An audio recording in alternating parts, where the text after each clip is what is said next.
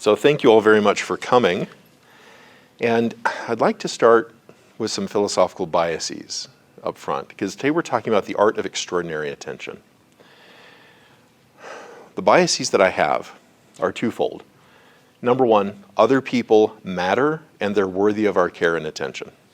Number two, those who listen better have greater harmony in their relationships, satisfaction, and greater overall health. Now, there's years and years of data to back me up on that second philosophical point, but I'd like to highlight the first point. People matter. There's this interesting set of studies that have come out that shows that people, in part, quit their immediate supervisor. That when they're thinking of looking for a new job, a huge variable in whether or not they're looking for new work is who their current supervisor is and how they are treated. A great way to alienate people in your life is to communicate to them, verbally or non-verbally, that they don't matter. There was a series of studies that I was reading a year ago preparing this presentation where I found that it's about 80% of the decision making about whether or not to leave a job comes down to whether or not I feel like I matter to my supervisor, my colleagues, if I matter at all at work. And communication is a huge part of that. It was quite painful for the other day, for example. I was hanging out with a friend of mine who owns a small business, and he was wondering why his turnover rate was so high. And he just really struggling with this. But in hanging out with him at his shop, he is artful, gifted at miscommunicating to people their worth. He tends to multitask constantly. He tends to focus on criticism. He tends to focus on solutions rather than listening, and it's constantly undermining the people that he employs, the people that work for him. And so he keeps burning through employees the entire time. It's like, I love my people. I don't know why they leave. And because you don't communicate that to them. How often do you really focus and really listen to what their cares and concerns are? When an issue comes up at work, are you the first one asking questions and attending deeply to what's going on? Or are you the one rushing in with criticism and solutions? Right? Here's something I'd like to apply. Because, for me, the personal is the professional, the professional is the personal. Carl Rogers, for example, those of you who have taken a psychology class have heard the name Carl Rogers. He's the founder of person-centered or client-centered psychotherapy. One of the things that he observed is that when people are involved in life with other people who care, life becomes therapy and therapy becomes life. That when we're around people who are therapeutic to us, people who care for us and support us, that helps us with all sorts of stresses, depressions, anxieties, etc., when we're just surrounded by people who genuinely care. And one of the things that I worry about is how often we miscommunicate our level of care. And so, coming into this with this bias, people matter, and they matter a lot. And how we communicate to them informs whether or not they feel they matter to us. This happens both personally and it happens professionally. This is where they overlap. So, a couple of other reasons why we can focus on our listening skills. People who listen tend to be better informed. They tend to know what's going on. They tend to be very aware of situations. They tend to know who's involved and what's happening. Number two, they tend to be better leaders. Now, I'm not saying they're more likely to be promoted into leadership positions. I'm saying when they are promoted, their turnover rates are lower and their teams get more done. Okay? And then the third one is people who listen better in certain roles tend to be better at making money. Before I became a psychologist, I worked in sales. I don't know if any of you are old enough to remember AT&T's ad where they would drop a pin in front of a phone receiver and you can hear a pin drop. Okay, you remember that. I was a salesman for that, okay? And a lot of the skills that I learned as a successful salesman helped me become a better therapist later. Isn't that weird? Because a lot of successful sales is listening deeply. A lot of successful therapy, listening deeply. Now, again, the personal is the professional is personal. When I'm on a date with my sweetheart, do you know how she knows that she is loved and that she matters to me? That's right, listening deeply. So it turns out what I learned in sales as a college kid has helped not only my professional life as a psychologist, but my date nights on Friday. Okay, so more reasons to listen deeply and listen well. So after a conversation, our working goal can be that the other walks away from a conversation feeling like we really got them and understood them, particularly who they are and where they're coming from. And so Chris Orlob is a business psychologist. He was curious back to sales. What predicts a successful sale? Most successful calls fall around a 40 to 60 split. That the person doing the selling spends 60% of the time listening and 40% of the time selling. And some of you are saying, we're at a developmental center. We're not selling anything. Oh, I hate to break it to you. Some of you get it. You're selling some things. One of the hardest things you're selling people on is themselves. How many of the individuals you work with believe in themselves? Far less than you do. Probably a lot of them. Especially, a lot of folks coming through these doors, from what I understand from history, have suffered a lot of trauma. They've been put down, torn apart a lot in life. And so your faith in them is what you're selling them on. You're trying to help them believe in themselves first and foremost. And that is one of the hardest sales you'll ever do. And so one of the ways to do it is make sure you listen deeply and you understand clearly. One of the things that I find myself doing as a psychologist a lot is trying to sell people not only on their own self-worth, but on the possibility of their own well-being. One of the things that we confront a lot in our shared line of work is hopelessness. Many of the individuals we work with have good reason to feel hopeless. And what we do is we try to sell them on hope. And that's another very, very difficult sale. How you do it is by listening deeply. So, Judith Glaser did a whole bunch of work on conversational intelligence and how that works for supervisors, particularly how to infuse a supervisory relationship with trust. And some of you may be thinking, but I don't supervise anybody. Okay, if you're working with individuals in your care, then you are supervising them not as an employee, but as a caregiver. If you have children at home, you're not supervising them as an employer, I hope, unless they're getting paid to do chores. You are providing supervision for them in terms of their own health and welfare and guidance, right? Most of us, if we're an adult, are supervising other people at some point, even if we do not have the technical term supervisor on the plaque on our desk, right? You are always supervising other people, or generally you are.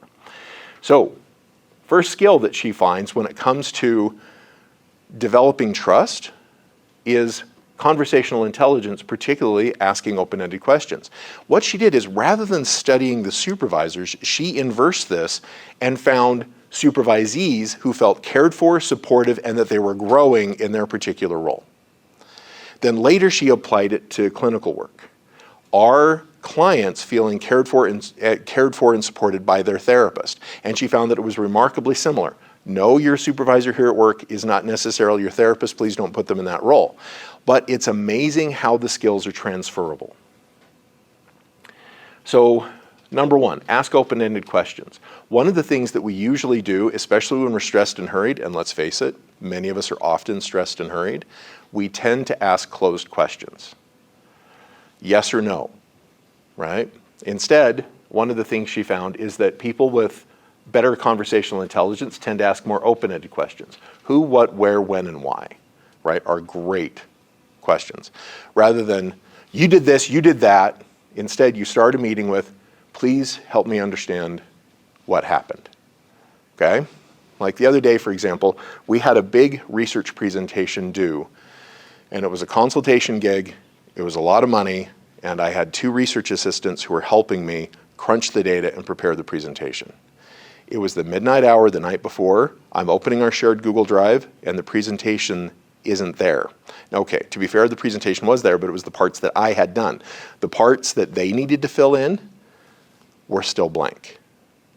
Now, that's the night before, and I don't know if you all know this, I'm the kind of guy that works ahead.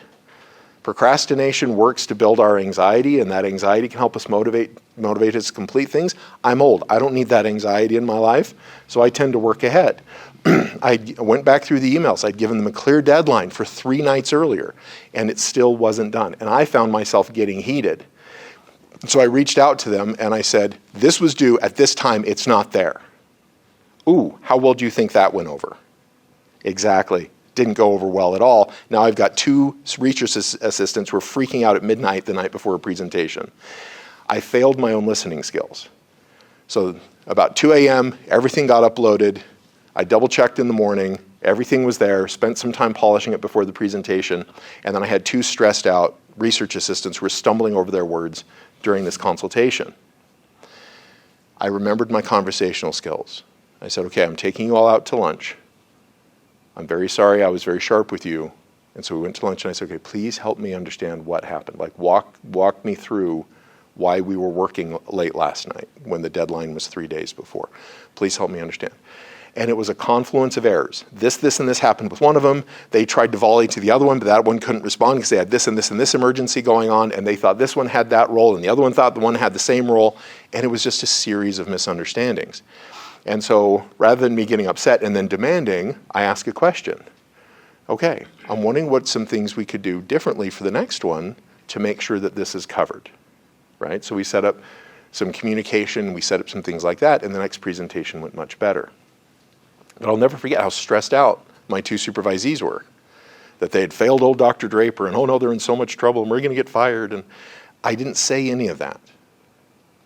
One of the things that people do, and this is an important thing, is we tend to fill ambiguity up with anxiety, okay?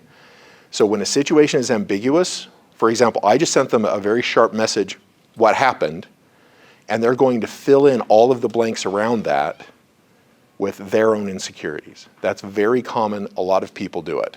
And so therefore, when you're the one asking them for information rather than demanding or telling, then they get to fill the ambiguity in with their point of view, which decreases their anxiety and increases the quality of their work. Likewise, with clients. One of the things that I work hard with my clinical supervisees, do not have critical conversations by text message. Do not have critical conversations by email. That if a client texts you and then they send you a paragraph and they're really upset about some things, say, great, I can't wait to talk to you about this face-to-face on Thursday, or if it's a crisis, actually call them. You guys get where I'm coming from?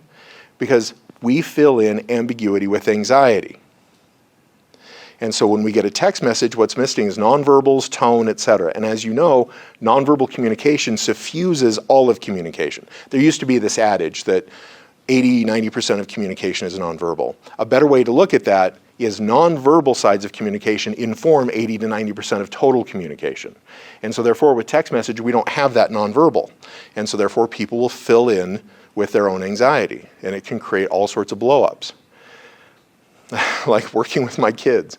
I'm so grateful because as they're out and dating, they try to set that boundary with the people they're dating. Hey, you blew up my phone at 3 a.m. with all of your insecurities about all the drama in our relationship. Let's talk about this face-to-face. And one of the things that I'm finding, because all of them are in their early to mid-20s, is the people that they're dating, that's foreign to them. They want to try to have crucial conversations by text. And so I appreciate that if you're following my counsel, that may put you at odds with some of your peers who want to have crucial conversations by text. But believe me, it goes much better when you talk about it face-to-face. And by the way, for certain crucial conversations, just between you and I, there needs to be food involved. Like my supervisees know, if old Dr. D invites you out for pie, there's going to be a crucial conversation, okay? Because when people are eating and sharing, when we eat, that activates our parasympathetic nervous system, which is our rest and digest nervous system, and it calms us down. And so therefore, a little ways into it, then we can start to say, okay, please help me understand what happened here. Okay, why did it happen that way? And it's much easier when people are calmer. It's one where I haven't done this and I don't know a good way to do it, but having like a snack bar for my clients in psychotherapy when I'm doing trauma work, so they can snack and that'll help calm them down, and then we can get into some of the deeper historical trauma. Haven't figured out a way to do that. My current 50% effort is I go and I get those big Costco-sized bags of like Hershey chocolate, and I sit that right by the client's comfy chair, and so they can sit and snack a little bit, presuming they're not diabetic, and then that helps calm them down enough that we can get into some deeper work. So listening with an open ear, asking open-ended questions. Listening with an open mind is crucial. Like one researcher, Ausberger, said, being heard is so close to feeling loved that for the average person, they're indistinguishable. And some of you say, well, I don't want my clients or my colleagues to feel like I love them romantically. No, he's not talking romantic love. He is talking genuine, compassionate care. that being heard is so close to feeling cared for that for the average person, they're indistinguishable, okay? And so one of the things that we hit really hard in clinical training is modeling and showing care by listening deeply. If you have to tell somebody, no, wait, I care about you, nope, there's tons and tons of things you could have done first, so you never have to use those words. For example, think of the people in your life who never say, I love you, but you know care deeply for you. It's one of two things they're likely doing. One, it's tireless service and faith on your behalf, or two, they listen to you deeply, or both. Get where I'm coming from? They never have to say, but I really care about you, because they model it, they demonstrate it, they don't have to use those words. So another quote, even if you don't say anything, if you listen carefully, people will consider you a great conversationalist. So there was a really cool set of studies that were done on people who suffer social anxiety, and they would put them in party situations, which people who are socially phobic, who suffer a lot of social anxiety, that's hell, right? And they would put them there, and they tried to figure out what happens at a party that helps people with social anxiety calm down. And what they found is if they set up these mock parties and they took an individual who's very authentic, comfortable in their skin, and listens deeply, that not only lowered the stress for the person with social anxiety, it lowered the stress for everybody in these mock party scenarios. That it really only takes a couple of people comfortable in their skin, willing to listen deeply, who listen far more than they speak, to lower everybody's stress. And so therefore at work parties, that's one of the things I encourage my employees to do, and I try to do it myself. Be the person in the room, comfortable in the skin, listening to other people deeply. It will lessen everybody's anxiety. Okay, like what Kelly said, even if you don't say anything, listen carefully and people will consider you a great conversationalist. Okay? Now, back to Carl Rogers. When somebody really hears you without passing judgment, without trying to take responsibility for you, without trying to mold you, it feels damn good. Direct quote from Carl Rogers.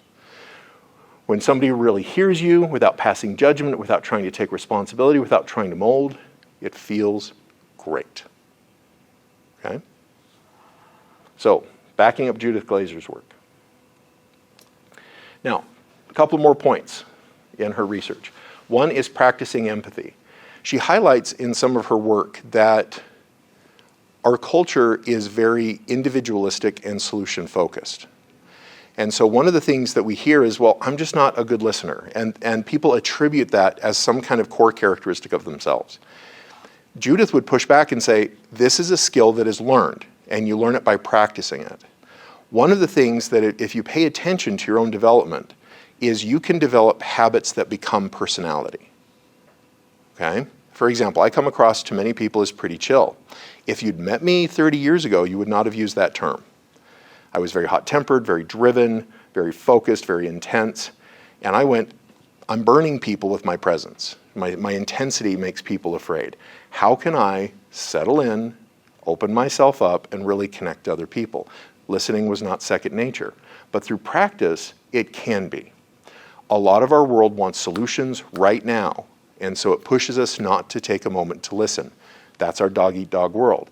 And Judith showed, through years of experimenting, that it can actually be unlearned, that we can actually take a few extra seconds. And it doesn't actually take a ton of time for us to really tune in to somebody else. So one of the things that she also highlights is the role of empathy in terms of really looking at the issue from the perspective of the other person.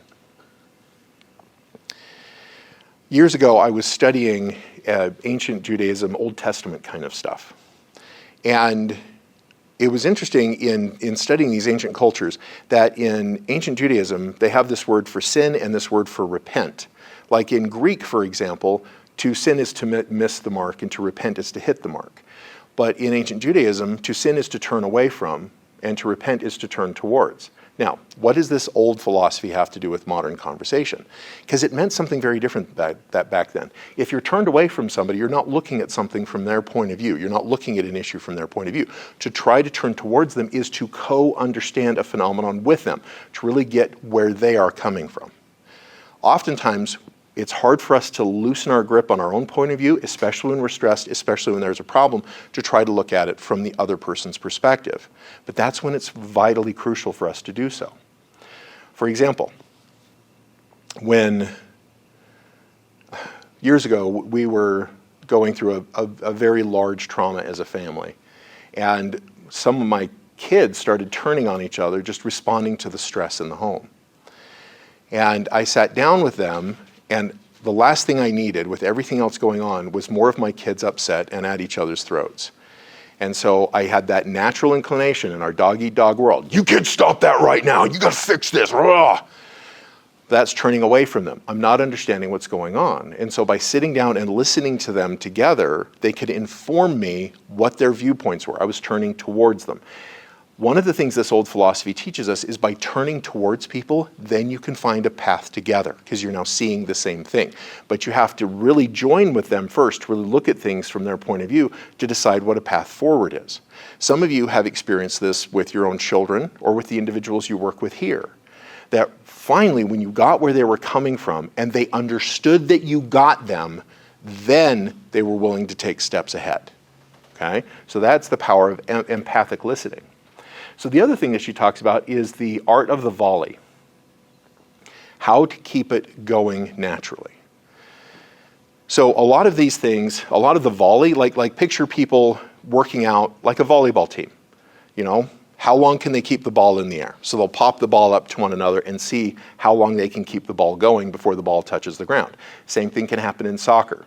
I'm old enough to remember hacky sacks, these little bean bags that you would try to keep off the ground with your friends. That actually comes from soccer players who would try to do the same thing with a soccer ball. You can do that conversationally. And there are little conversational tools you can use like, oh, could you help me get what you mean? Would you tell me more about that? Oh, what did you do next? Then what happened, right? There are various words that you can use to keep the conversation lively and going. Now, this is where I get to kindly disagree with Judith Glaser. There is one way to keep a conversation going. This is the tool at the bottom of your toolbox. You don't need to use it very often, but it's actually paradoxically silence. Okay? Some of you as parents get this. You're sitting down with the kid, you got yet another call from the principal, and you're sitting down and you're staring at them over the dining room table. What? Can you tell me what happened? And they start making excuses and how unfair, and they're picked on and everything else, and you just sit and quietly, keep your mouth shut. And eventually, sometimes they'll start sharing more than what they would have shared if you were guiding the conversation. And so for those of you that have clinical training, like your social workers, clinical mental health counselors, et cetera, silence is one of the things that's rarely taught in clinical listening classes anymore. Like I know two of you, were you guys taught silence in your clinical listening classes? Adam, you were? You were too? Excellent. That didn't used to be part of the curriculum. It's hard to do. Yep. Because talk about this more in a minute. There is an interesting tendency when like there's whole listening skills classes that we can teach. It looks a lot like your listening skills classes from your graduate program. But the two groups that are hardest to teach listening skills to are doctors and therapists. Why do you suppose that is? Why are doctors and therapists really hard to get them to sit down, shut up, and listen? Any guesses? Time constraints. They're supposed to have the answers. Brilliant. Thank you. Both of those are factors, right? I didn't become a therapist not to fix things, right? And so we'll talk about this more with the fix-it mentality and how that can actually interfere with deep listening.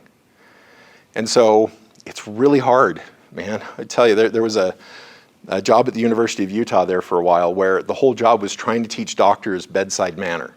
And 90% of bedside manner is trying to get these doctors to just stop and listen. Mouth shut, ears open, right? Really, really hard to do when you feel like you're getting paid to fix a problem. And then time constraints. Therapists often have 45, 50 minutes, right? Sometimes if you're here, like working in prison, for example, my caseload got so high for a while, I had 15 minutes with my clients. And it was very much, for those of you that are familiar with solution-focused therapy, it was that on steroids. Like, let's get it in, let's get it done. But I noticed the problem was many of my guys needed to be heard more than they needed a solution unless there was a crisis. Okay? So, contrary to, I guess this doesn't contradict Judith Glaser, but in addition, sometimes silence is very important. okay? Not passive-aggressive, not punitive silence, but just letting people figure out their words. Some of us speak very quickly, some people speak more slowly. Silence is particularly helpful for those who speak more slowly.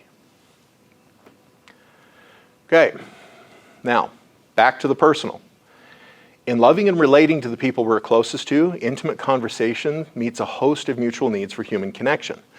One of the things I'm so grateful for, I started writing on this topic as an undergraduate in college, and that is, it's a big fancy term, okay? It's a $20 term, ontological relationality, okay? Double dog dare you to use that in a sentence today, okay? Ontological relationality. Now what it means is ontology refers to what is fundamentally really real, okay? So anytime you make a claim about reality, you're making a claim of ontology. This is how things really are. You're making an ontology claim. Okay?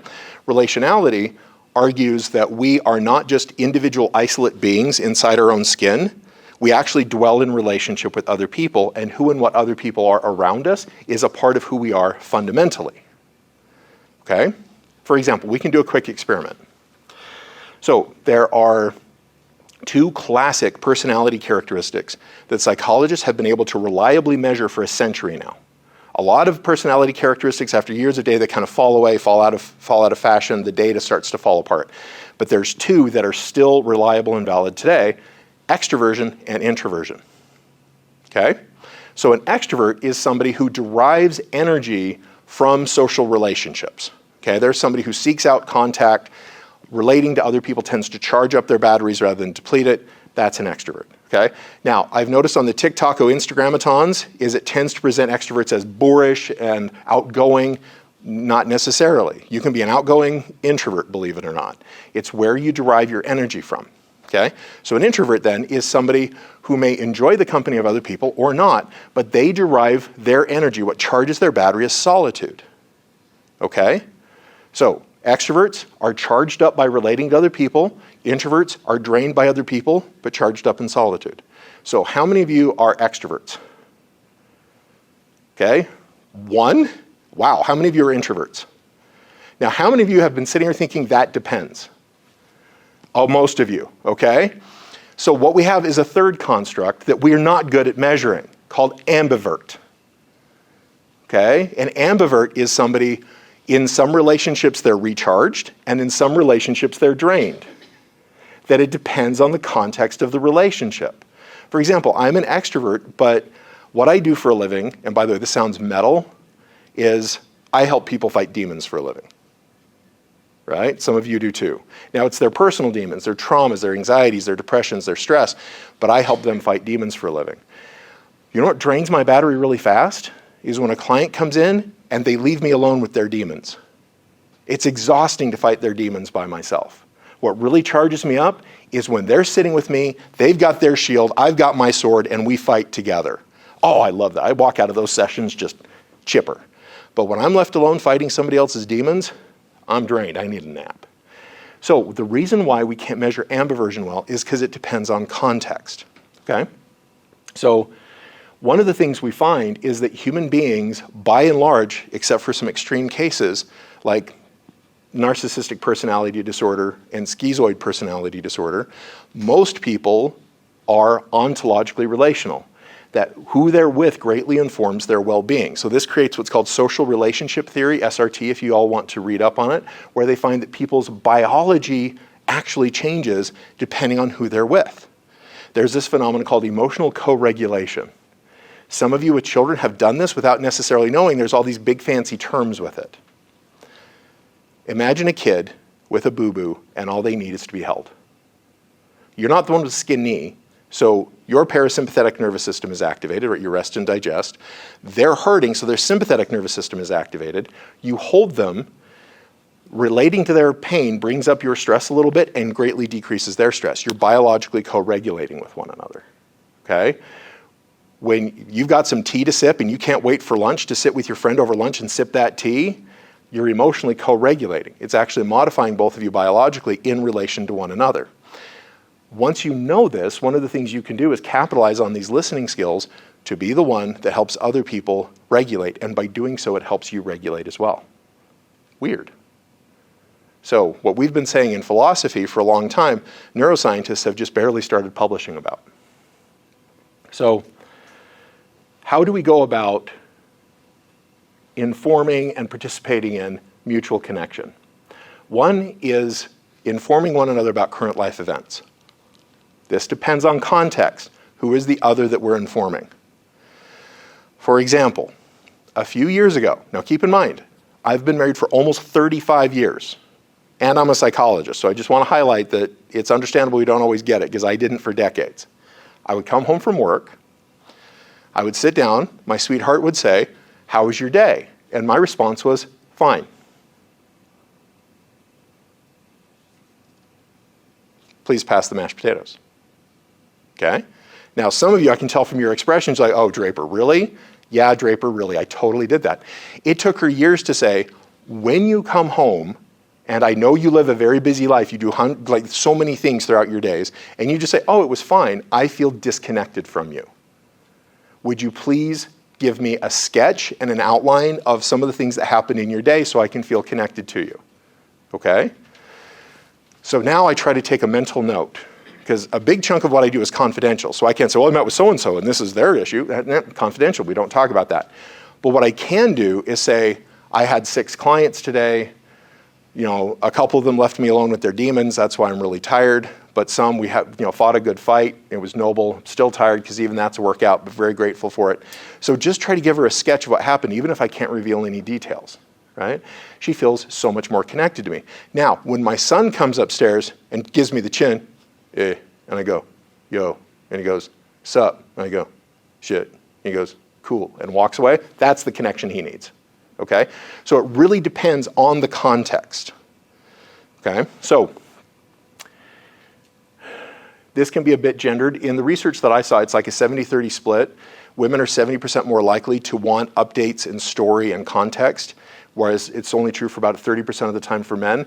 But again, that research is hard to nail down, because in some situations the man wants the background and history, and in other cases they don't. But it's about a 70-30 split in general. It's gendered.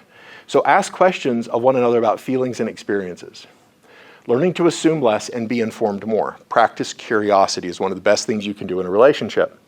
So, as you guys know, my sweetheart is a chemistry teacher in a high school. This is a remarkably challenging job. She tends to work with the very bright and precocious students, and they tend to be pretty high-strung. Unfortunately, bright, precocious students often have bright, precocious parents who are also very high-strung. And so she's constantly having to deal with upset parents. "Why weren't their grades posted today?" "Well, they took the quiz at 2. It's 4. Can I please have time to grade the quizzes," right? And she's constantly having to deal with that. So she would come home, and I would just try to really relate. "Oh my gosh, that's so frustrating." We'll talk about empathic communication more here in a minute. But one of the things is I would just assume without really listening to what was going on with her. And so this year, I made a goal. I'm going to actually sit and listen better than I have before. And I found out that it's rarely anger or frustration, and it's more she's demoralized and hopeless. It's altogether deeper and more problematic than what I thought. Because frustration, anger is the energy of change, right? When we're angry, it's like we got to change something. And so that's one of the healthy uses of anger. Less healthy is taking anger out on us and other people. Healthy use of anger is working to change. So there I am thinking that she's going to change things because she's angry and frustrated, misreading that she's not angry or frustrated, she's hopeless, right? But it took me stepping back, exercising this curiosity, asking questions rather than assuming to really get that. So discussing topics of mutual interest, connecting. It's like many years ago, violating the family norms. I started dating when I was very young. I have to sneak out and do it because my parents were the ones where you group date until you go on a religious mission, and then only after that are you allowed to go on individual dates. I started going on individual dates at 12 because who cares about rules? And my grandfather found out about it. And I was 15 and I was helping Grandpa make wooden Christmas ornaments in his workshop. And Grandpa pulls me aside and says, "So I hear you've been sneaking out with girls." And I go, "Yep." And he goes, "Okay, if you're out of courting for a bride, you need to look for 4 things. Courting for a bride? Grandpa. Number 1, is she a good shot? Number 2, is she a good cook?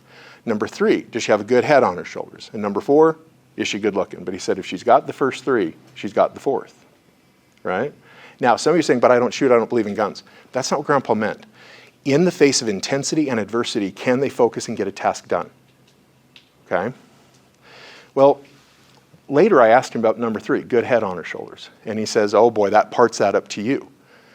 Do you have things in common with her? Can you go on a long drive and sit in conversational silence where you feel connected and close? And can you actually have deep conversations about things the two of you care about? He said, the last thing you want is to marry a pretty person, you're a year into the marriage and realize you have nothing in common. Okay? Well, I've done a lot of couples counseling. You know what I see a lot? People getting married, getting a year into the marriage and realizing they have nothing in common. So one of the things I would encourage couples to do is find their points of interest. Like the divorce rates here in Utah, particularly Utah County, are interesting because across the country we hear the 7-year itch. Some of you may be familiar with that, where breakup and divorce rates hit, they start to spike about year 7. Here, it's when the youngest child is in high school. That's when divorces are most likely. And what I hear from couples that I'm working with is we were so busy focusing on the one thing we had in common, our kids, that we never developed anything else in common with one another. And now that all our older kids are gone and it's just us and Junior, we just sit in silence all the time. And it feels suffocating. And so one of the things I would like to offer is people can create and build things in common, but it takes both of them to do it. So demonstrating undivided attention. This builds a lot of intimacy. Now, I'm a little bit worried because when I moved to Utah, the word intimacy becomes cover for all sorts of G, PG, PG-13, R, and X-rated activities. So when I say intimacy, I mean emotional closeness, okay? And so really listening deeply to one another can build a lot of emotional closeness between people or within groups of people. So demonstrating undivided attention. And I've got some pointers on how to do that coming up. So here's some pointers. Nonverbal listening skills. Number 1, time. Quality time arises through quantity time.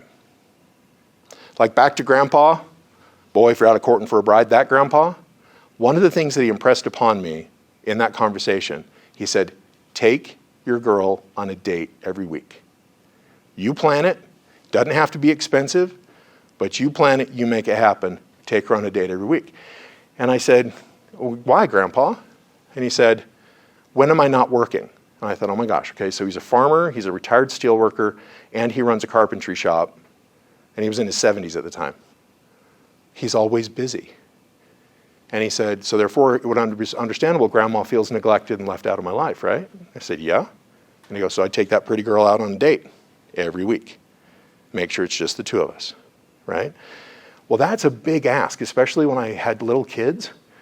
But thank goodness, the art of listening deeply, making friends with people in our apartment complexes. We'd start a babysitting circle where we'd watch their kids, they'd watch our kids. That'd free us up at night to go on a date.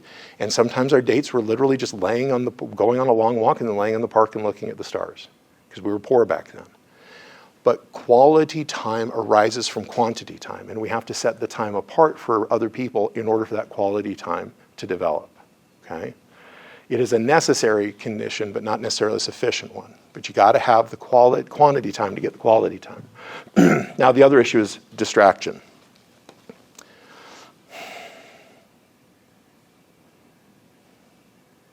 Oh my goodness gracious. I should be grateful for this device, because the devices and this device in the hands of my clients gives me all sorts of work to do as a therapist, guaranteed job security. Okay? But if you're on a date, this needs to go away. One of the things I realize is because of how busy I'm involved in so many different projects, I'd be on a date answering texts from my colleagues, scheduling another meeting with a client, etc., when I'm supposed to be on a date with my pretty girl. Put this away. So one of the things I've gotten in the habit of doing now, date starts silent in the pocket, right? So there's actually a term that youngins these days developed. It's called phubbing. It's snubbing somebody with your phone, like ignoring them with your phone. Imagine you're on a first date with somebody and they're on their phone the whole time. What's the chances of a second date, right? They're phubbing you. And what's interesting is if you confront them, they're probably not even aware that they're doing it.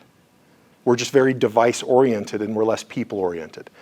I'm not going to say the devices are all bad. No, we need them. Let's use them responsibly. At the same time, though, let's also engage with other people flesh and blood in real time. If you're talking to your kid, device goes away.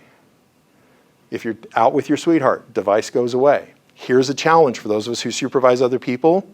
In a supervision meeting, devices, you need to be faced away from them unless you're actively calendaring or something like that, right? I've got one supervisee, I only meet with her remotely. All my other apps are turned off. And so yes, I'm using a device, my computer, to meet with her, but everything else goes away. Likewise, if I'm meeting with a client remotely, phone is on silent, all the other notifications are turned off, they have my undivided attention. See, technology isn't inherently the problem. You can use it to connect with other people, but you need to make sure that your undivided attention is on them. So get away from facing your electronics. Man, one of the things that I really loved, excuse me, one of my mentors, Will, I would come into his office, and he had it wasn't a big office, but he had this little not really coffee table, but this little sitting table. It was tiny, only fit 2 chairs, and then he had his desk over here. If I walked into his office, he would scoot his chair up under his computer, and he would come over to that little table and sit with me. That was brilliant. I'm just watching this going, you genius. Because then I felt like I had his undivided attention. And he goes, I would encourage you to do the same thing. Carl Rogers, you guys remember back to your psychology class? He was the psychologist that said there should be no physical barrier between you and your clients. So you don't have your desk in the way, you don't have a table in the way. You make sure that there is no physical barrier between the two of you. And that was psychologically important. So therefore, when I'm meeting with my supervisees, I get up, come around from my big desk, sit on my lazy boy, and we talk. When I'm meeting with clients, my kids know that if daddy's in his chair surrounded by his big gaming monitors and huge towers of speakers and everything, they're not going to get a moment of my attention. But if they come to me and touch me and say, Dad, can I talk to you upstairs? Can we go on a walk? Can we get in the hot tub? Then they're going to have my undivided attention, and I help teach them that code. Okay, if you need my attention, please come ask for it, and I'll be glad to step away from all the distractions. So, smiling. It doesn't have to be a huge grin. One of the things that interests me is the research on smiling is that smiling with your eyes matters even more than smiling with your mouth. There's a phenomenon that happens, and it's interesting because this actually started amongst the early YouTube stars where they were trying to smile because they were taught to smile for the camera, so they smiled just with their mouths. To us old folks, that comes across as psychopathic, right? Because they're not smiling with their eyes. But one of the things we find is when people have a kindly glance, it's usually that their smile wrinkles here are wrinkled. Even if they're not grinning at you, they're smiling with their eyes. And so one of the things that can be very helpful, and this is something that a dear supervisor of mine years ago, Beverly, taught me. She said, when you encounter another, focus on the fact of your gratitude for their existence, right? I see Adam, really glad Adam's here. And so that's that smile in my soul, so to speak, and that's going to be reflected in my eyes, even if I'm not grinning at Adam, right? And so that is something to practice, and it can take practice. Okay, now, speaking of a listening skills class, this is the listening skill that I was taught. It's called the Solaire model, and this is the posture our professors used to make us sit in during our listening skills classes, okay?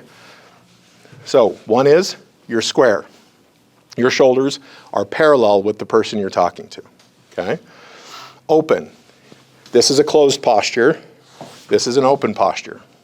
Now, depending on dress and gender, you may need to vary this up a little bit, okay? Another one, L, stands for leaning, where you lean forward in a way that seems attentive. The other is eye contact. You make intermittent eye contact with the person as you're speaking to them. It's very common that when people speak, they break eye contact, and when they listen, they make eye contact, okay?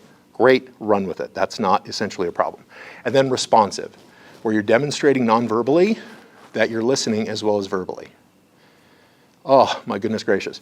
So when I got to my very first practicum, working with clients for the first time, I squared right up and did this, and the clients felt like they were being interrogated by an ecclesiastical leader. Okay, so there are ways to vary it up. For example, you can still be open and lean forward with your face. You can even cross your legs insofar as your chest remains open. But if you're like this, that's closed posture. You guys feel that? This is more open posture, even if your legs are crossed.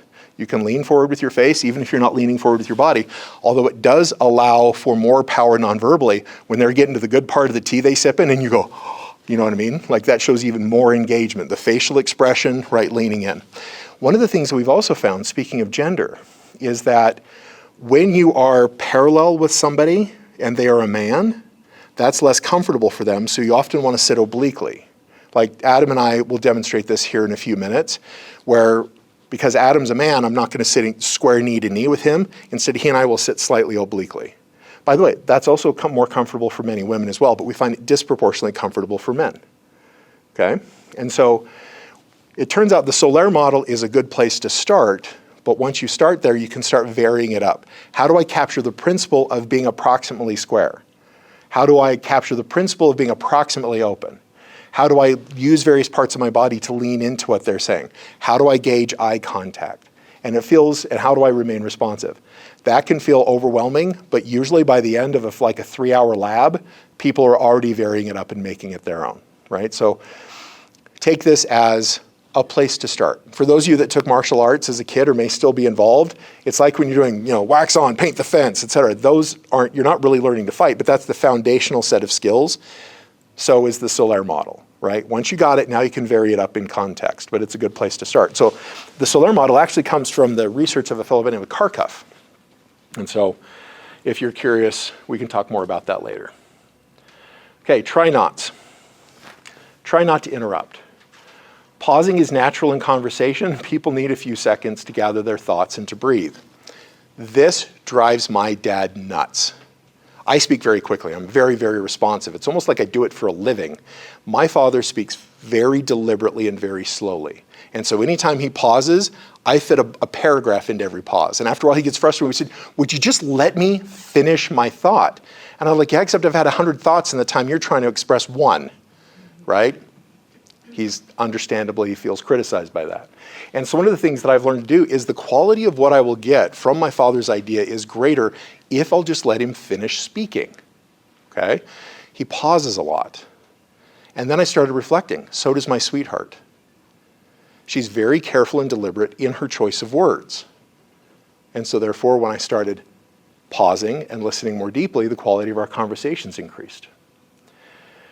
So one of the greatest skills, this comes from actually a fellow by the name of David Alexander, another supervisor of mine. He said, okay, Draper, you're very quick. I can see you get exactly where your clients are coming from, and that's as much a curse as it is a blessing. Because you know where the clients are coming from, but they don't feel connected to you because you're 6 steps ahead in the conversation. You need to stay in the same step of the conversation they are. I went, okay. He said, breathe. I need you to take a deep breath and count to 3 before you respond. This is one of the hardest things I had to do in clinical training. Suicide interventions, drug overdose, all that was easy compared to just stopping and breathing for 3 seconds before I responded. So for those of you that are more thoughtful and slower to respond, you don't need to do this exercise. But for those of us that are really quick, stop, breathe, count to 3 before you respond. Please do not avoid eye contact. Avoiding eye contact communicates disinterest, distrust, or discomfort. And so that's one where please vary that up, especially if you're working with people on the spectrum. Because I've noticed when neurotypical people are working with others on the spectrum, it's hard for some people in the autism spectrum to keep and maintain eye contact. And so the neurotypical people feel like they're being ignored, et cetera. So please, as the neurotypical person, be aware that when you're working with somebody on the spectrum, eye contact is very difficult, and it's very difficult for a key reason. Now, there's a bunch of them, but there's one key reason in particular. There are tons of muscles on your face, and your face is doing a whole bunch of things all at once. It's very stimulating. And therefore, if I'm keeping eye contact with you, and you're nodding and playing along, there are all these subtle shifts to your face. And that can be overwhelming to attend to. Now, for us neurotypical people, it's not a problem. We're used to it. But for some people on the spectrum, it's very distracting. So they'll look away while they're talking to you. And again, if you're working with somebody who's autistic or on the spectrum, please be patient with that. That doesn't mean they're ignoring you.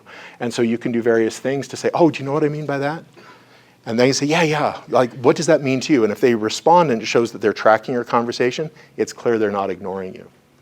Dr. Draper? Yeah. Could I add with that, don't multitask, especially when interacting with somebody who has autism. It can be very distracting to them that way as well, and they don't feel heard.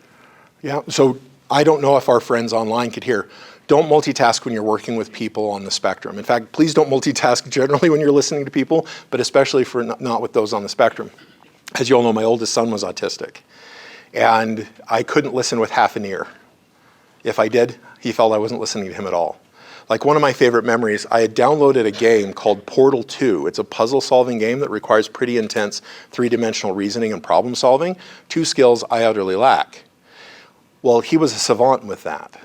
And so I would get onto this very complex board with this very complex puzzle in the game, and he would peer over my shoulder and go, okay, click here, click, in, out, in, out, in, out. You set these portals that are in portals or out portals, and he could just glance at a board and do it in a second.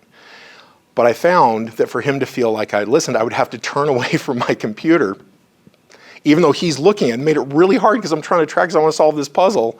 But it got back to then he felt heard. And then I could turn back to the computer, have him sit with me and say, okay, show me again. But I had to turn away from the computer first and give him my undivided attention. Because if I didn't, he'd just walk away, not pouting or upset, just think, oh, Dad's not listening, right?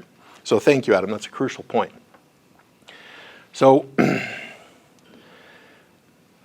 one of the things that is like for those of you that are ABA certified or ABA therapists, teaching eye contact is quite challenging because you want your eye contact to be intermittent rather than just like a dead cold stare, right? That can be intimidating as well. And so that's one where the 60-40 rule applies. As you're talking, kind of let your gaze wander. As they're talking, look right at them, okay? And if you're following this approximate guideline, you'll be making sufficient eye contact. Another one, this is a big challenge for me, so I added it because it might be a challenge for some of you. It's called jumping the speaker's point. There is a style of communication called circumstantial. Okay, circumstantial communication works like this, where I go up to somebody and say, hey, what happened with the select health approvals? And they go, well, you know, my grandmother, and they start telling me all of the context going around what happened with the select health approval. This is called circumstantial speech. And after a while, you get a feel of where it's going. You say, oh, okay, so it wasn't approved of, and the reason it took you 2 days extra is because of the health problems of your grandmother, and that you're now seeing the same issues in her medical care being approved that you're seeing. It's like, okay, I got it. And they're like, I only got half of my sentence out, right? But you're like, come on, circumstantial speech is very tough for those who want to get directly to the point. And so one of the things that you can do that I found very helpful when I'm working with friends, family, clients, colleagues who engage in the circumstantial speech is callbacks. Okay, callback is a technique in comedy. You know, some comics will tell a joke earlier in their routine, and then later they'll tell a story, and they'll refer back to the earlier joke. That's called a callback. And in good communication, we do the same thing. So when my friends, family, colleagues, clients are engaging in circumstantial speech, I listen deeply and I say, okay, so I hear this thing with your grandmother's health problem. Please help me understand what that has to do with the select health approvals. You guys get that? It's a simple technique. And so that can help facilitate getting to an understanding. Because thinking of my cousin, sorry cousin, where I could sit for an hour and still not understand what the point is. Okay? And there are times we really do need to make decisions. And so using the callback technique can be very helpful. So losing focus. Exercise intentionality when your mind wanders to come back to the conversation at hand. So our minds often wander, especially if we're meeting with a lot of people throughout the course of a day. And so actually bringing back our attention can be very helpful.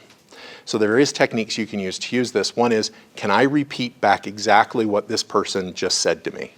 And if I can't, or if I'm not 100% sure, then I need to attend more deeply, okay? Like, am I looking at their face? Am I making eye contact? Am I really attending? Am I listening deeply? Okay. And so there are these various things. Can I really repeat back what this person is saying to me? And then tuning back in. And it's not uncommon where I have to say, I'm sorry, I kind of got lost there for a minute. I'm kind of lost in the woods. This is the part I remember. Can you catch me up, right? Now, some people would say, well, as a supervisor, as a therapist, et cetera, that must just be awful. No, actually, misreflecting and showing your humility and asking to reconnect can actually facilitate greater therapeutic rapport or supervisory rapport. So try not to focus on irrelevant details of the point. Try to stay focused on the major point of what the speaker is saying. It's like a colleague of mine had just gone to the Testament concert. I love thrash metal music, and it was at a Testament concert years ago I learned I'm too old to mosh. And so he's trying to make a point about something that happened after the Testament concert, and I found myself curious, who opened for them? Is that relevant in the moment? No. And so trying to focus, okay, what is he saying? What point is he making? Making sure we're there. And after he's made his point, then I can say, oh, by the way, who opened for them? Because Testament is really good at picking a local metal band and having a local band open for them, right? So it's a great way to learn new music. Change the subject prematurely. This happens frequently in interpersonal communication. I come home and I say, and Sweetie says, how was your day? Oh my gosh, it was such a bad day, this and this and this happened. And then she goes, oh my gosh, and then she starts telling about her day. But you notice that was a topic change. So therefore, I feel unheard because now we've changed the topic to hers. So one of the things that's a vital skill is sticking to A. What is the topic at hand? If you're sitting down with a client and you want to know what happened with another individual that they're around, and you want to get to the point quickly, then sometimes you can lose it. So instead, try to stick to A. Rather than, well, yeah, you did this, but this is the outcome. Okay, you've just changed the subject. And there's a time to do that, but it's once the topic has been thoroughly addressed and you thoroughly understand where they're coming from. So try to stick to A. And that's one, like when I work with couples, I'll have them actually turn towards each other and they said, oh, so awkward and so cringe. And it is. Now, one of you bring up a topic, and both of you are going to talk about that topic until the person who brought the topic up says, okay, I've addressed this topic, and then you can switch to the other topic. And again, it's like the Solaire model. It's this really awkward thing you do at first until you get comfortable and start varying it up. Now, making sarcastic comments or joking too soon. Sarcasm is interesting because it's both some people's love language as well as a cause of many of their fights. Okay? So if you're trying to joke along with somebody, timing is very important. Really get a feel for what's going on and making sure the other person is on the same page with you before you try to add some levity or humor. One of the things that my professors were so strict about 100 years ago when I was a student is to never joke with your clients. They also said we were never allowed to ask why questions because I was blaming the victim. I have discarded both of those lessons. You can. Life is as tragic as it is funny. If you can't cry and laugh with your clients, then you're only focusing on one part of life rather than the whole spectrum of life's experiences.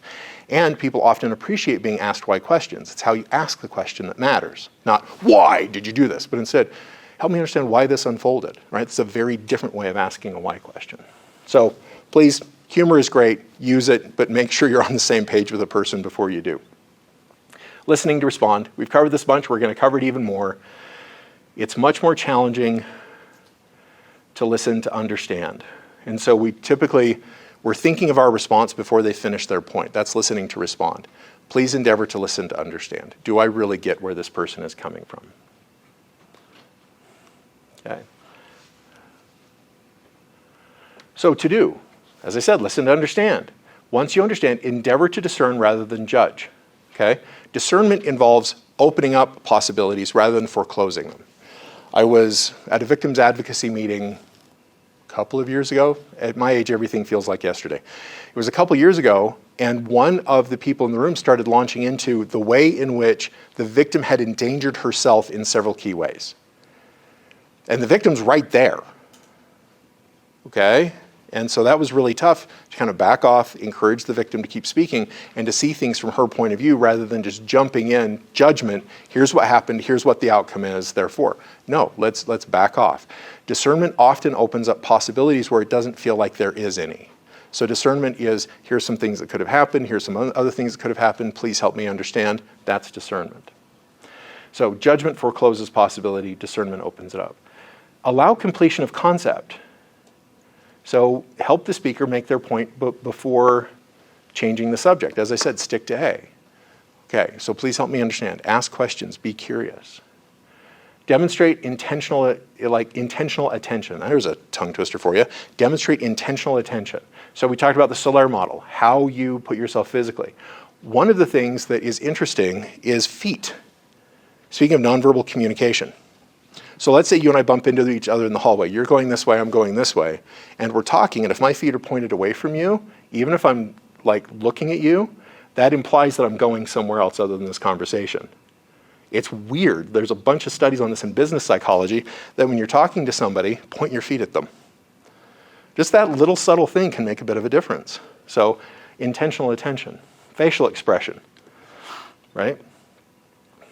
Be there. Be looking, rather than looking over their shoulder, looking for the escape route, be looking at them and responding to them.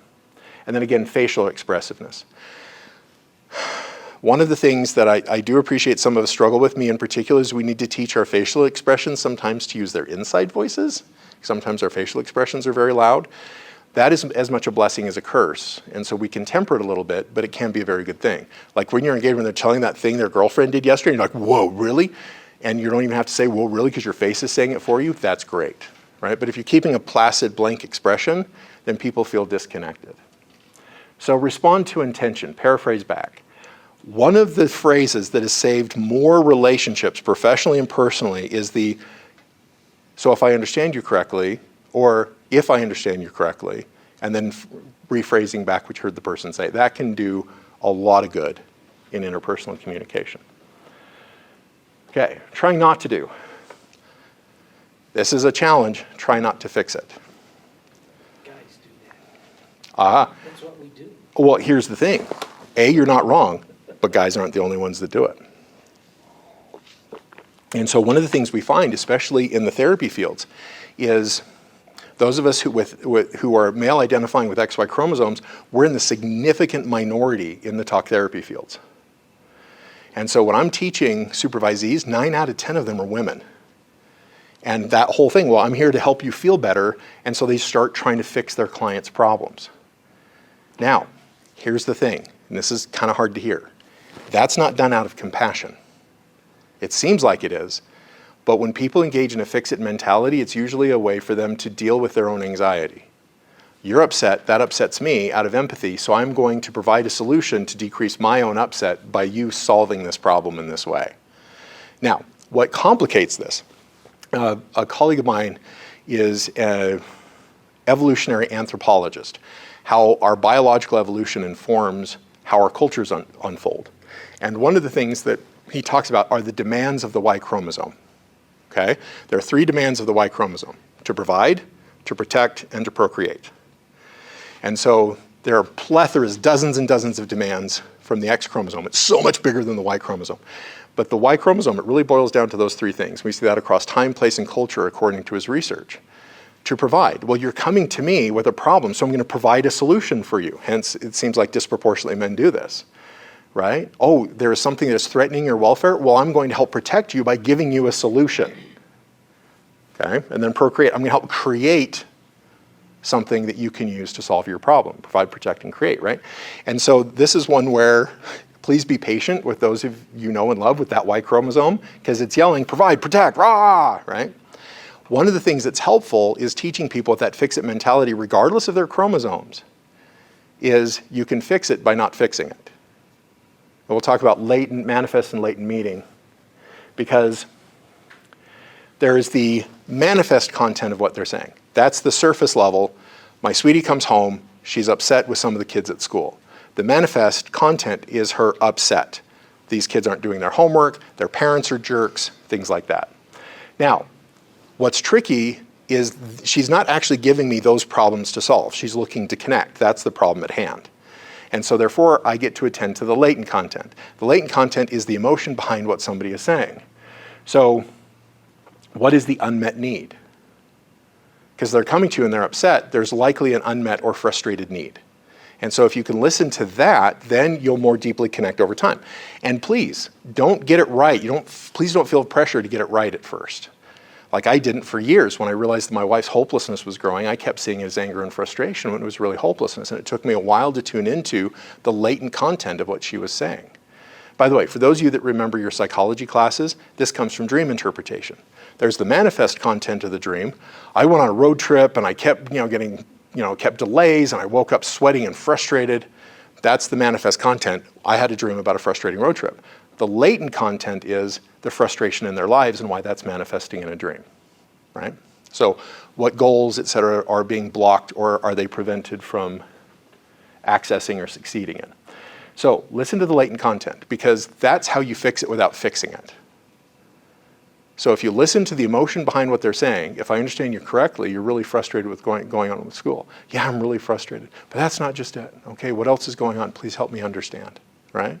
Again, I'm a psychologist. You think this would be easy. It took years, okay? So what is the emotion behind what they are saying? And that's what you respond to. So fix-it focuses just on manifest content where people often feel unheard.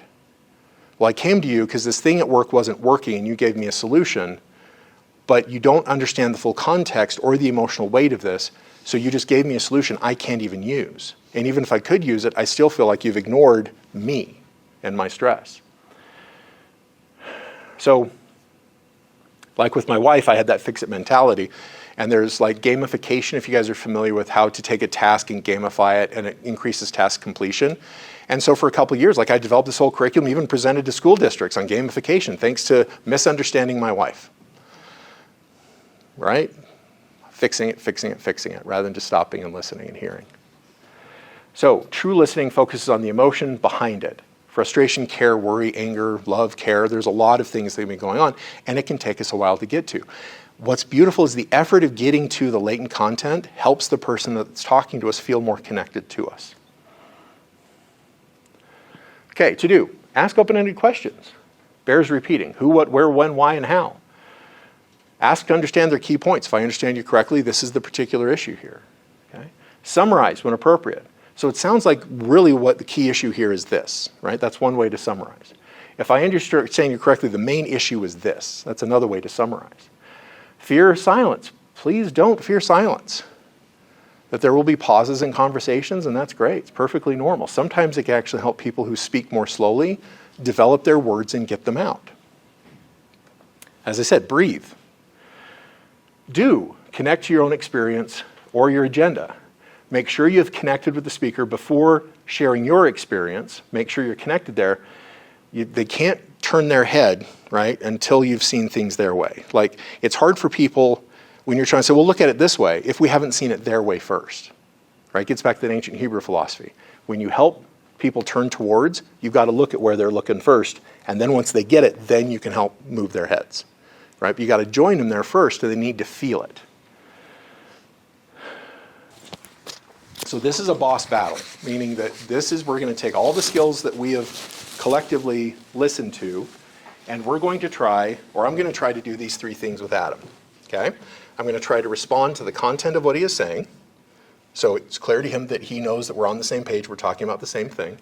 Number two, I'm going to try to connect to the emotion of what he's talking about and try to respond to that verbally, and then also meaning.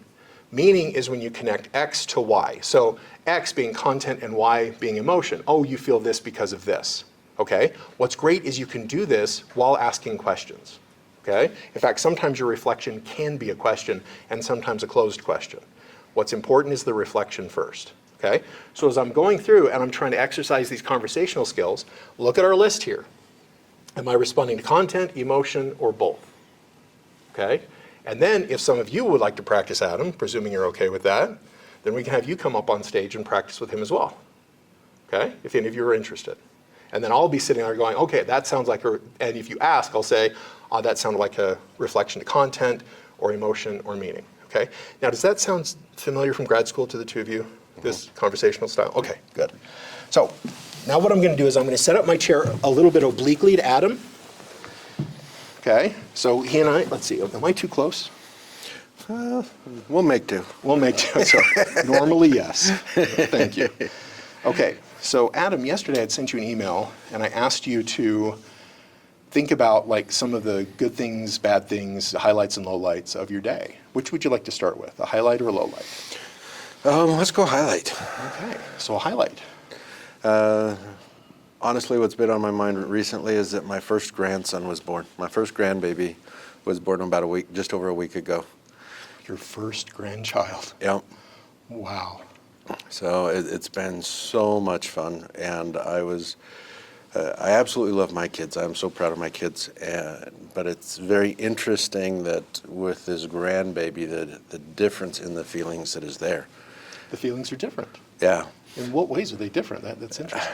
It's so exciting to see my grandson, and it is so exciting to see my son as a father. So it's doubly exciting. Not only is relating to a grandbaby, your first one, but also seeing your son as a father. Yeah. So give me a sense of what are some of the things that are exciting about it, because it seems very engaging. What I love is to see people grow, become who they are. And so there's a part of this that I see that is exciting, because I see the journey of my son as he's now a father, and I'm excited to see how he'll be. I'm very, very proud of my son. And then as I see my grandson, I see an unknown, and I'm excited to see how it develops. It's kind of like a Polaroid picture. You know, when you take the picture and then you wait to see how it comes out.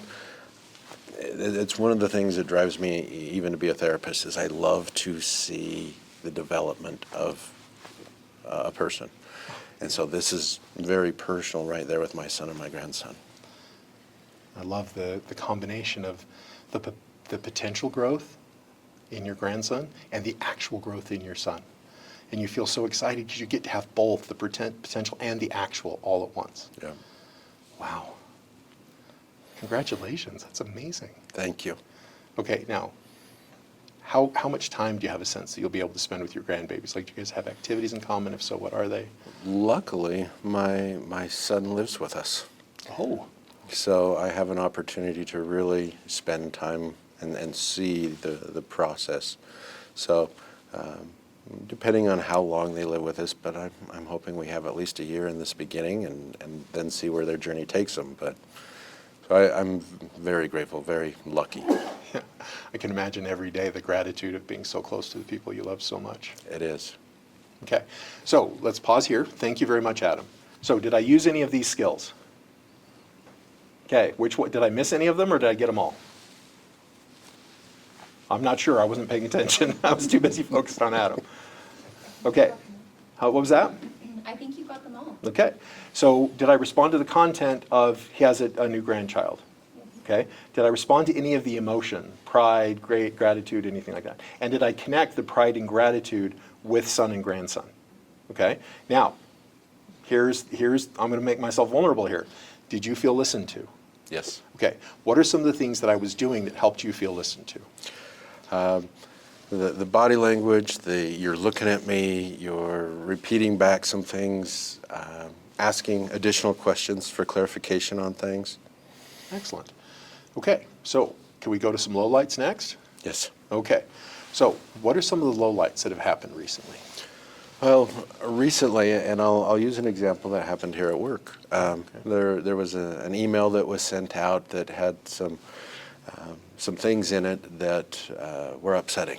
Oh, okay. And you mentioned earlier today about the ambiguity of some things and the vagueness that comes into play, and when we fill in the blanks. So in this situation, it was something that my mind immediately went to all these other things. And with emails, one of the hardest part is an email can be sent, but people are busy and they have all kinds of things going on. And so a response may be there, but then it may take time to get another response. Goodness. So I'm just imagining you get this email. It was phrased in a way that created a lot of stressful ambiguity. You started filling in the blanks with some of the things you're concerned about, and Yep. then you were left stewing in that. Yep. Because it would be a while before you got a response. Yep. Oh my goodness, how did you cope? Well, luckily, and I want to give credit to the team that's involved in this. One of the first things I realized is that I was starting to spin on certain things. And so I reached out to my direct supervisor and I said, hey, can you talk? I need to work through something. And I was very grateful for that situation. And she sat and she talked to me. And I really appreciated the fact that she says, okay, do you need help with anything here? And I'm like, no, right now I just need to get my ideas through. I will talk through this and I will talk to the person involved in what's here. But what I needed at that moment more than anything was just somebody to work through that. And so I was very grateful for that. Yeah, actually having somebody sit and listen carefully to you. Yep. I can imagine that would inspire gratitude. And I also really appreciate the way that she asked you what you needed. Yes.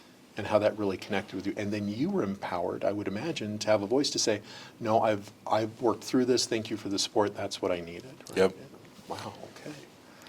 And then from there, I knew that there would be another meeting that was there. And I was able to address it in the meeting, and the people involved with that meeting, I was very grateful for as it went through, and clarification was made. And the problem was nowhere near what was in my head that went through all those little spirals. But even being a therapist, I'm still human, and I have those worries. But I greatly appreciated that. And so there was about a day and a half or so where those anxieties would kind of creep in as I was working through some of those things. But I was really appreciative of that team and the way that they worked together. Well, I just imagine the feeling of connection with your team and the way that provided some security in the face of that anxiety, and the way you got a lot of support for them. No wonder you feel so grateful. It really meant a lot. And looking on that situation, it also, it made the people within that team more approachable all the way around. It made them more approachable. Yeah, in my own head. Because what I see a lot, and I've been up at USDC for a very long time, is that moments like that people start spinning can happen often. But most of the conflicts that happen is when it doesn't get addressed, or it goes through the telephone game along the way. And what I really appreciate about that team is direct conversations, so that there isn't the ambiguity. And it was very interesting when that whole situation was said and done. The reality is that I felt closer to the people within that team than I had before the conflict. Yeah. The very people involved in stressing you out unintentionally were also the very people that you then felt more connected to. Yep. Yeah, that they filled in the ambiguity with their attentiveness. Yes. And so now you feel even closer to them. Yes. Wow. Excellent. Okay. How'd I do? Pretty good? Okay. Adam, so as we're talking, what was I doing? Like, first of all, did you feel connected? I did. Okay. And so what was I doing that helped you feel connected? This similar type things. The body language is there. You're not multitasking. That's a big thing that I've learned over the years. But you're not checking other things. You're not looking at other things. You were focused. Again, you asked more questions. You restated. And even if you would have restated emotions that were completely wrong, it would have, no, that's not it. It's this. Mm-hmm. But it's so it just keeps the person engaged. It kept me engaged. And I love that you brought up that if I had misreflected, misidentified the feeling, that would have given you reason to clarify. Therefore, that increases your insight and then gives me a chance to connect to that feeling that you've made more clear. Yep. So it's win-win. And a lot of times people are afraid that if they reflect wrong or reflect something back wrong, that someone will be upset. But I haven't ever had that experience with people. Yeah. In fact, I'm actually connecting with you there as well, because I've had some people get very upset. No, I've told you before, like clients. And then that outburst of emotion has, like especially anger, can prove cathartic. And so if I'm willing to stay connected, wow, just that really frustrates you. I totally got it wrong. I'm sorry. Does that happen to you often? What's that like for you, right? Yep. Even then, it turns out to be therapeutic. Yeah, it opens up more connection. Exactly. Exactly. Now, do any of you want to come up and practice? Would any of you like a turn to practice some of these skills? Because if not, Adam, would you like to practice on me? I can sure give it a try. Okay. So would you like to come up and practice? Not on the live stream. We have to kill the camera first.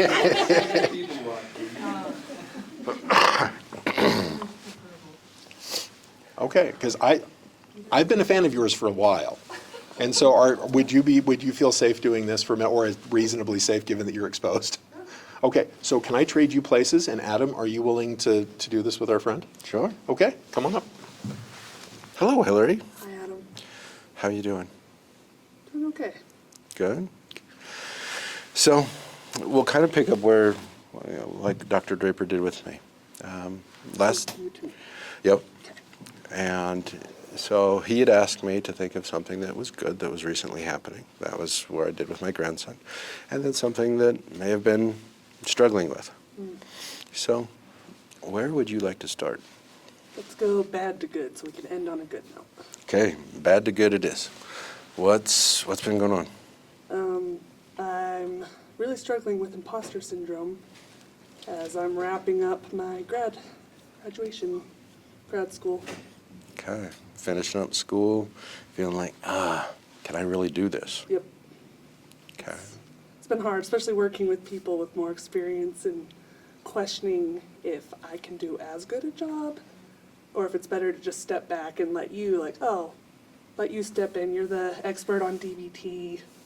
You're going to be more successful with one of our individuals, and I'm still learning, fumbling along the way. It can be really hard when you start out and you're learning all these different things. You have all this information coming in, and you're trying to find out what works for you. Mm-hmm. So it really can feel like we're stumbling and that we fall sometimes. Mm-hmm. Sounds like there might be a little bit of a fear of failing. Yes. Okay. And it's hard because a lot of this work is you're learning and growing as you're doing. And so this isn't something I can just study and then go into a session, oh yeah, I know what to do. So I'm growing every time. My clients are growing with me whether they want to or not. And so Right. sometimes I ping pong between confidence and I'm not good enough. So that's the low light that I'm dealing with right now. That is a hard situation. What do you think actually helps build your confidence in this? Being able to talk to colleagues and supervisors and kind of process my own anxieties that I'm dealing with. Okay. And also just generally connecting with the individuals Okay. and knowing that I don't need to be perfect to help them and to connect with them. So I ping pong. Have you ever connected with somebody by being perfect? No. Have you ever connected with somebody when you were vulnerable? Yes. You're learning through the process that failure is one of those keys. Being real with them. I've had the privilege to work with you as you go through this, and I've seen your own progress and growth. And where do you see where you've grown? It's hard on the spot. I think just overall, kind of like you said, like I don't need to be perfect and recognizing that, and also recognizing I am learning and growing every day. You know, I look back 2 years ago, 4 years ago, before I was even in grad school, like I am a very different person in my work. Yes. And so it is happening. I just want it to be now. Now, fast forward. Yeah. I definitely can understand that part. Okay, So- can I interrupt?